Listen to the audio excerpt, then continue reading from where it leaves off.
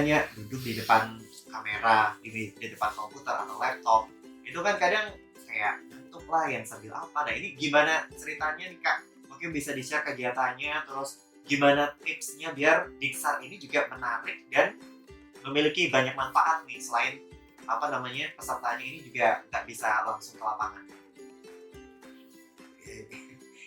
Terima kasih untuk Diksar virtual, namun perlu kita pahami dulu tujuan Diksar.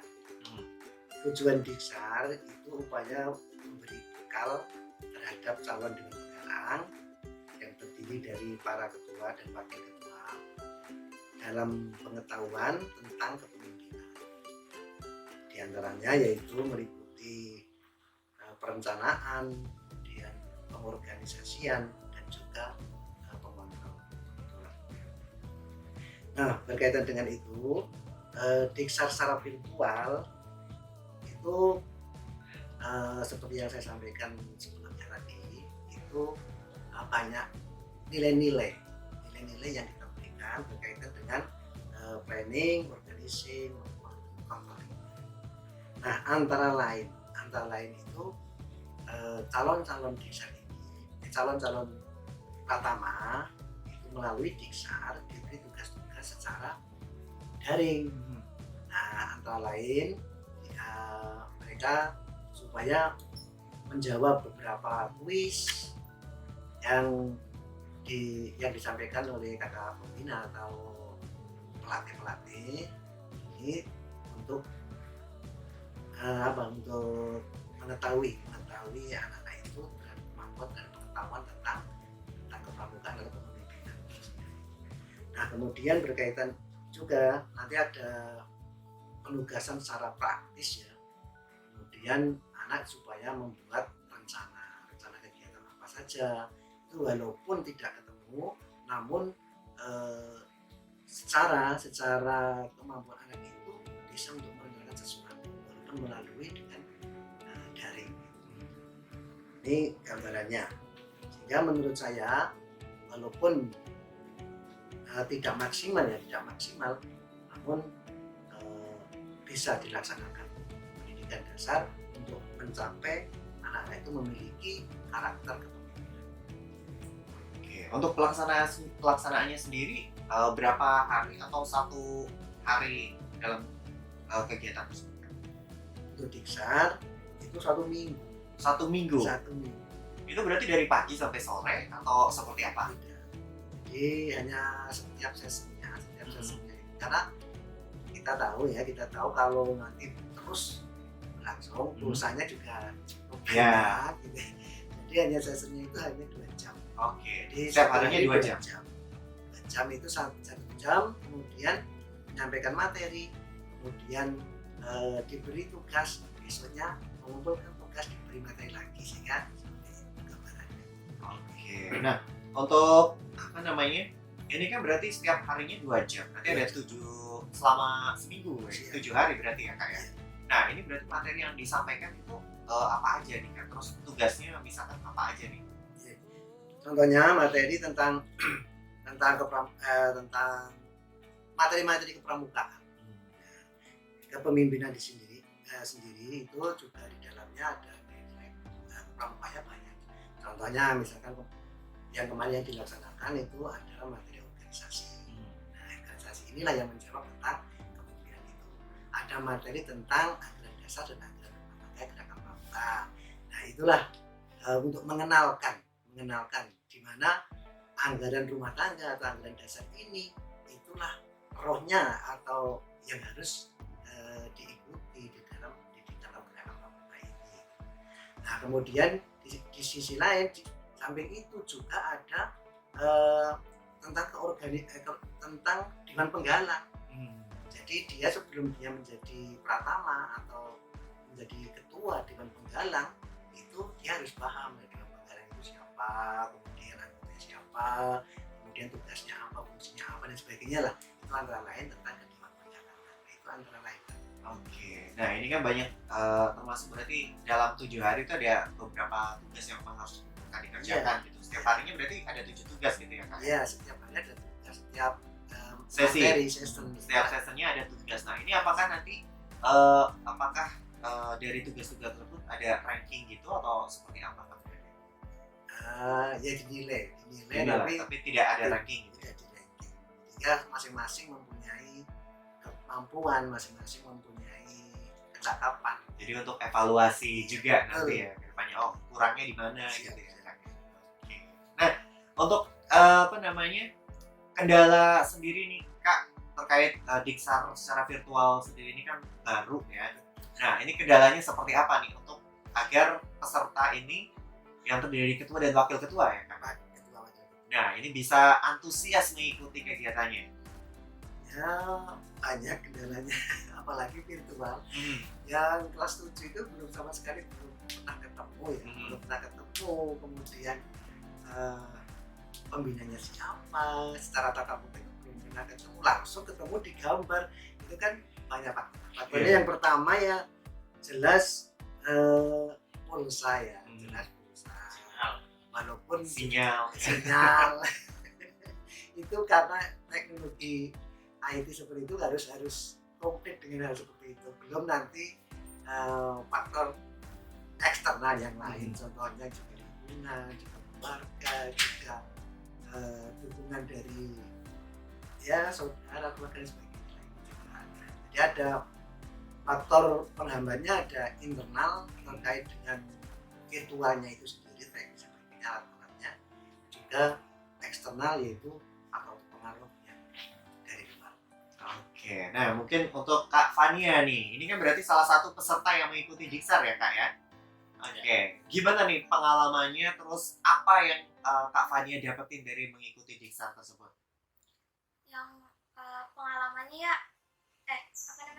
dari mengikuti Diksar itu dapat pembelajaran yang baru, sama ya dapat pembelajaran yang baru. Ada ide-ide nggak sih Kak di tengah pandemi kayak gini biar ini memang nggak tahu kalau sekarang, kalau dulu pas saya nih ya Kak ya, orang suruh berangkat latihan pramuka itu paling males nih. Nah apakah ini secara virtual tidak ya masih pada males-malesan juga, atau tetap melanjut karena virtual ini kan bisa dikatakan bisa dari rumah kan, lebih gampang, nggak perlu datang ke sekolah, peminatnya lebih banyak, atau malah masih sama-sama aja nih, gimana nih? Kalau dari virtual ini masih sama-sama aja sih, soalnya kadang kan ada anak-anak yang masih malas, lebih milih rebahan daripada ikut meeting Zoom. Generasi rebahan ya Kak ya. Oke, nah kalau alasannya biasanya kenapa sih Kak? Ini kan teman-teman Kak Fania juga berarti waktu kelas 10 gitu ya, biasanya pada malas itu kenapa gitu? Terutama kalau misalkan meeting Zoom itu pastinya kan pakai baju yang rapih kan, walaupun atasnya doang, yang bawahnya nggak kelihatan gitu ya. Oh ketahuan ini berarti Kak Fania ya, kalau Zoom meeting cuma atasnya doang rapi ya. Dari yang pertama kan harus rapih gitu. Nah anak-anak itu pasti lebih rebahan aja daripada ambil baju terus rapiin itu males. Jadi emang malesnya itu yang agak susah ya Kak ya. Kadang videonya itu matiin. Oh biar nggak kelihatan ya. Nggak tahu yuk anaknya mendengarkan atau enggak, atau pergi itu. Sebetulnya kan malah lebih enak ya karena virtual, terus nggak perlu, ibaratnya nggak mandi nggak apa, yaudah yang penting pakai baju rapi, mendengarkan kakak-kakaknya yang sedang memberikan materi dan kayaknya udah duduk gitu ya. Di sambil makan juga nggak apa-apa sih. Iya kan? Yang mau makan matiin aja, yang penting jangan pergi dari. Iya, yang penting didengerin sini ya Kak ya. Nah, ini jadi penasaran sih kamu Kak Nilman ini selaku pembina GUDEP SMP Negeri 1 Sumbar nih. Seperti apa sih menurut Kak Nilman sendiri tentang kegiatan kepramukaan sejauh ini nih, terutama di pandemi ini Kak?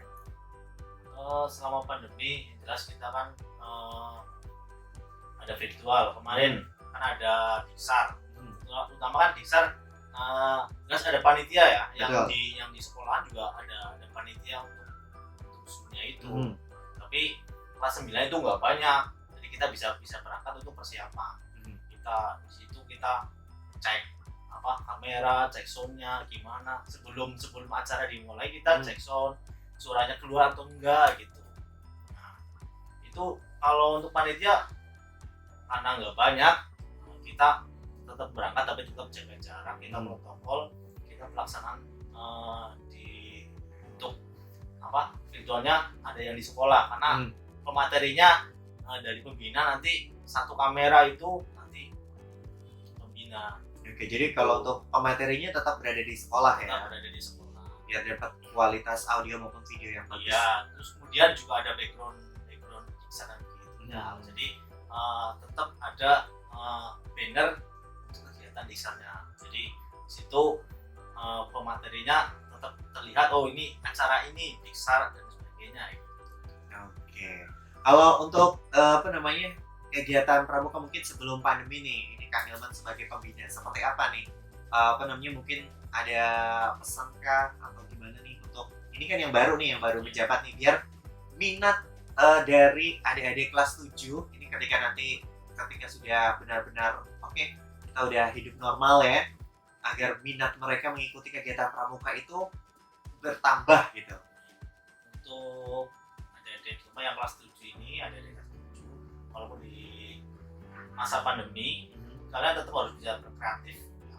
Kalian bisa misalkan diberi tugas membuat suatu karya, bisa pakai video dan bisa dikirim seperti itu. Kemudian kegiatan kita di SMA 1 Subang sebelum pandemi itu luar biasa Kak.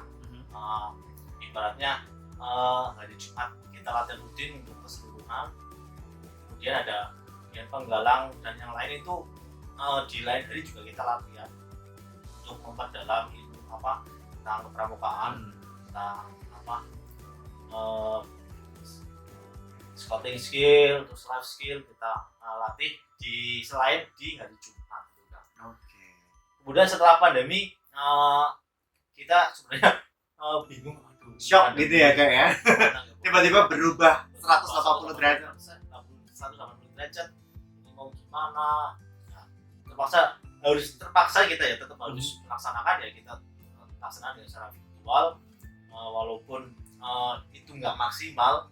Yang penting adik-adik kita itu tahu lah ya, intinya tahu pepramukaan di SMA itu seperti apa, terus kita kasih materi-materinya seperti apa, minimal mereka bisa memahami dulu dasarnya dulu lah. Nanti kalau ketika sudah pandemi berakhir kita langsung gas lagi. Sebetulnya entah itu kalau menurut aku pribadi ya Kak ya, kenapa orang itu males untuk ikut pramuka, karena mereka belum kenal gitu loh. Ketika mereka udah coba deh, jangan males dulu, kenalan dulu. Biasanya kalau udah tahu, kayak dulu sebetulnya aku juga agak males-malesan kan, tapi pas coba ikut datang kayaknya menarik ya, akhirnya ketagihan sampai ikut Dewan Penggalang, sampai akhirnya ikut lomba-lomba gitu-gitu. Nah, ngomongin soal lomba-lomba nih Kak, ini kan di tengah pandemi, apakah tetap ada kegiatan lomba-lomba gitu? Entah itu kalau dulu kan kayak ada jelajah galang, kemah, terus kegiatan banyak sekali ya, terutama untuk Dewan Penggalang gitu ya, untuk pramuka penggalang. Nah, di tengah pandemi ini berarti itu kan kebanyakan kan di lapangan ya. Nah, apakah benar-benar nggak ada kegiatan sama sekali untuk lomba-lomba, atau memang ada lomba tapi dilakukan secara virtual juga gitu Kak? Ada lomba secara virtual, dari macam storytelling bahasa Inggris, ada vlog pramukaan gitu. Jadi lomba-lombanya yang bisa dilakukan secara virtual kan. Tapi kalau secara yang biasa kayak malam itu udah berarti stop, benar-benar stop ya, kegiatannya hanya virtual semua. Kemarin pun ada yang siaga itu dari Cuaca Persari itu pun secara virtual. Iya, itu tingkat Jawa Tengah kan, tingkat Jawa Tengah. Jadi makanya dari Cuaca itu pakai virtual. Itu virtualnya berarti gimana gitu? Berarti hanya materi aja, atau misalnya praktek bikin gambar atau bikin tenda gitu di video atau seperti itu? Ada yang yang mungkin buat video apa gitu kan. Lebih ke ketangkasan sama kreativitas ya. Baik, nanti kita lanjut ngobrol-ngobrol lagi ya bareng Pangkalan SMP Negeri 1 Subang. Ada Kak Agus, Kak Fania dan juga Kak Hilman. Tapi aku ajak ngobrol dengerin lagu lagi sama kreatif ini dia.